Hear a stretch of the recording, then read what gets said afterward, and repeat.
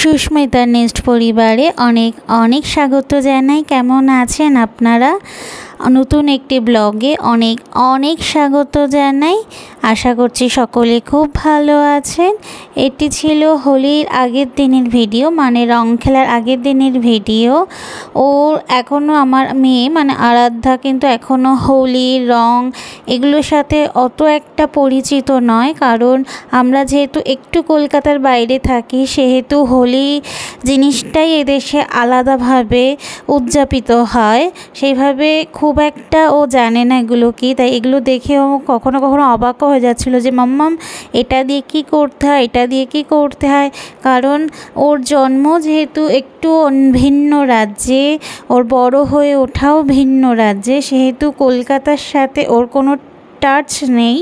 যেরকম কলকাতার অনুষ্ঠানগুলো, কলকাতার সম্পর্কে যেরকম আর কি হয় আর কি, সব কিছুর সাথে কিন্তু পরিচিত নয়। আমরা ইন্ডিয়ার মধ্যে থাকি ঠিকই, কিন্তু ও ইন্ডিয়ার মধ্যে যেমন কলকাতা আমাদের সমস্ত অনুষ্ঠান পূজা পার্বণ একরকমের হয়, আমাদের রাজ্যে কিন্তু মানে আমরা যে রাজ্যে থাকি সেটা একটু ভিন্ন রকম হয় আর কি। আর ও এগুলো দেখে খুব মজা পাচ্ছিল যে এগুলো দিয়ে এই করা হবে, আর সেটাই ওকে শেখাচ্ছিলাম যে পাপ্পাই দেখো এগুলো দিয়ে এগুলোই করা হয়। চলুন তাহলে এখন যাওয়া যাক রান্নাঘরে, একটু একটু করে রাতের খাবার এগিয়ে রাখি। আজকে রাতে মাছ বানাবো। মাছটা বিকেলে এনেছিল, তো ভালোভাবে এখনও ধুইনি, তখন ভালোভাবে ধোয়াও হয়নি, একটু ভালোভাবে ধুয়ে নিই তারপরে রান্নাটা বসাই। আজকে ইচ্ছে ছিল না যে মাছ টাছ খাবো, তবুও যেহেতু এখানে মাছ সেরকম একটা আপনি পাবেন না, কোনো দিন যেদিন আর কি ভাগ্যে থাকবে, যেদিন আপনার খেতে খুব মন চাইবে বা এই সবজিটার সাথে এই মাছটা হলে খুব ভালো হতো মনে হবে, সেদিনই দেখবেন আপনার মাছই কোথাও পাবেন না। যেদিন মনে করবেন যে আজকে মাছটা খাবো না বা খেতে ইচ্ছে করছে না, সেদিনই আপনি অনেক ধরনের মাছ পাবেন। অনেক ধরনের না, অনেক রকমের মাছ পাবেন। কেন বললাম, কারণ এখানে কলকাতার মতন অনেক ধরনের বা অনেক রকমের মাছ পাওয়া যায় না। এগুলো কিন্তু আমরা যেগুলো বেশিরভাগ খাই, মানে আমি এখানে, সেগুলো কিন্তু বেশিরভাগ টাটকা মাছ, কারণ এগুলো নদী থেকে ধরে আনা হয়, নদী বা পুকুর থেকে। বেশিরভাগ মাছ কিন্তু নদী থেকেই ধরা হয়, কারণ নদী থেকে ধরা হয়। আর এখানে মাছ বাজারে খুব একটা পাবেন না। আমার তো খুব একটা বাজারে যাওয়া হয় না, যদি বাজারে কোনো দিন যাই অবশ্যই আপনাদের মাছ বাজারটা এখানে ঘুরিয়ে দেখাবো।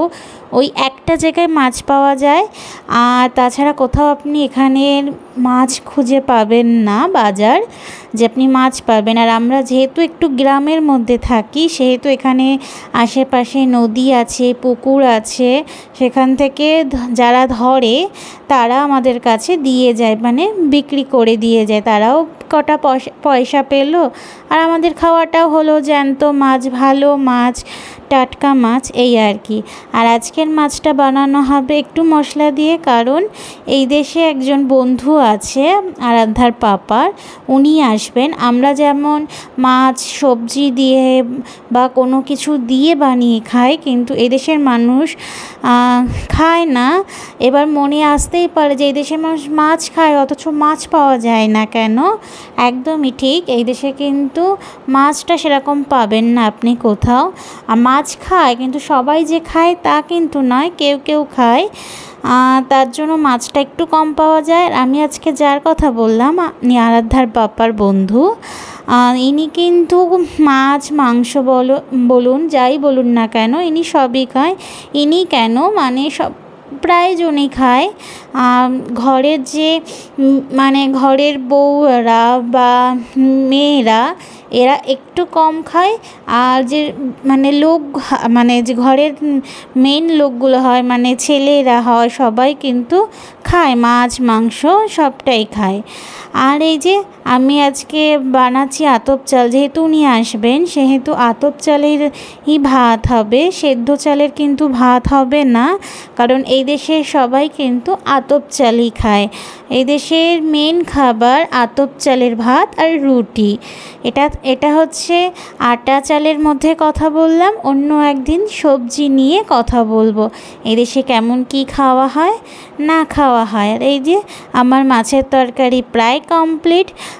মাছের তরকারির মধ্যে একটু ধনেপাতা দিলাম, কারণ আমার বাড়ি যিনি আসছেন ইনি কিন্তু একটু শৌখিনতা খাবার দাবার খায়। শৌখিনতা কেন বললাম, কারণ ইনি আমাদের খাবার খেতে খেতে বাঙালিদের ওপরে বাঙালির খাবারের ওপর খুব মানে পরিচিত হয়ে গেছে, ওই জন্য ওনার এর টাইপের জিনিসই পছন্দ হয়।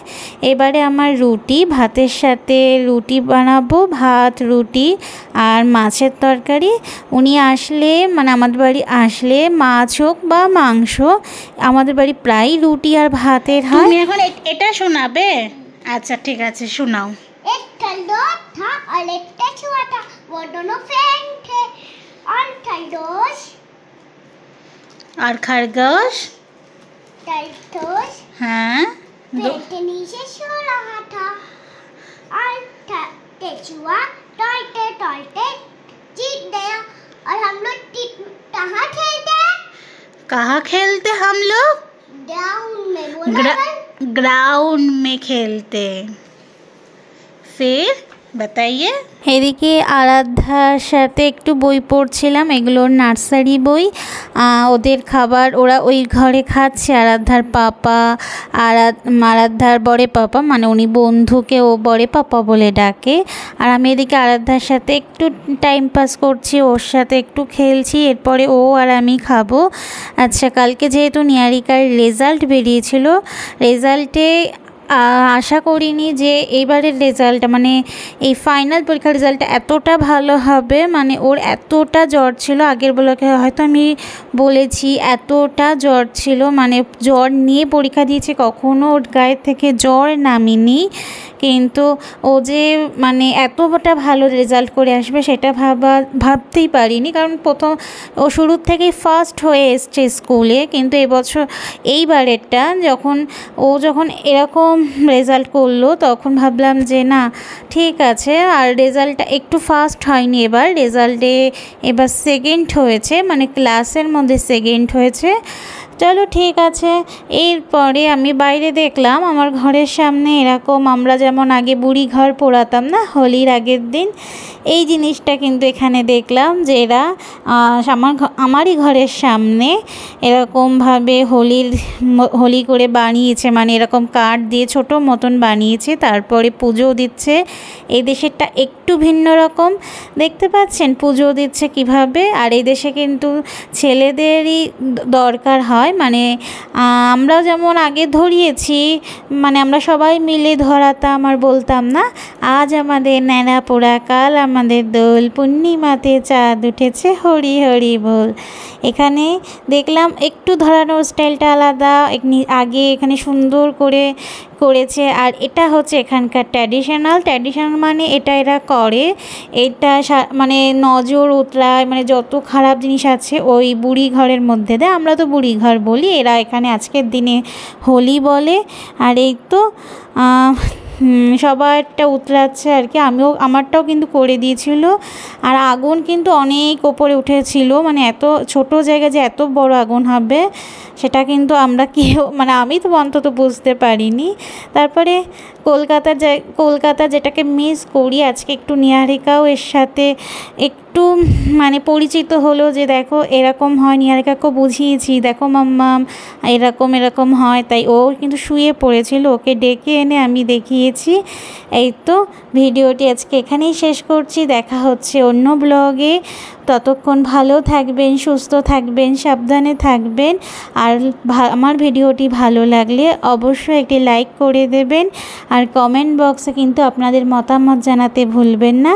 তবে আজকের মতন এখানেই বিদায় নিচ্ছি, সবাই ভালো থাকুন, সুস্থ থাকুন, বাই।